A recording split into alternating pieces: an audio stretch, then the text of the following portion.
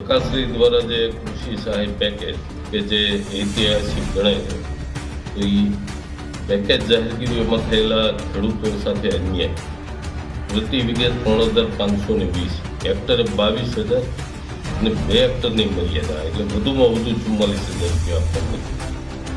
હવે મગફળીનું ઉત્પાદન જે ખેડૂતોને 20 મણની આસપાસ થવાનું, સરકારે જે ટેકાના ભાવ જાહેર કર્યા છે 1,452 રૂપિયા, એટલે 30,000 રૂપિયા જેટલું ખેડૂતોને પ્રતિ વીઘે નુકસાન થયું.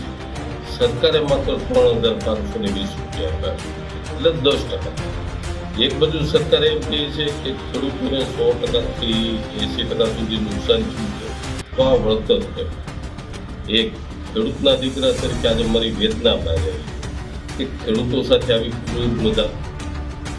આ જ કારણો છે ભારતીય જનતા પાર્ટીના પ્રાથમિક સભ્યપદે અને સક્રિય સભ્યપદે હું રાજીનામું. અમારી તમામ માહિતીથી અપડેટ રહેવા માટે જોડાયેલા રહો S9 ન્યૂઝ સાથે.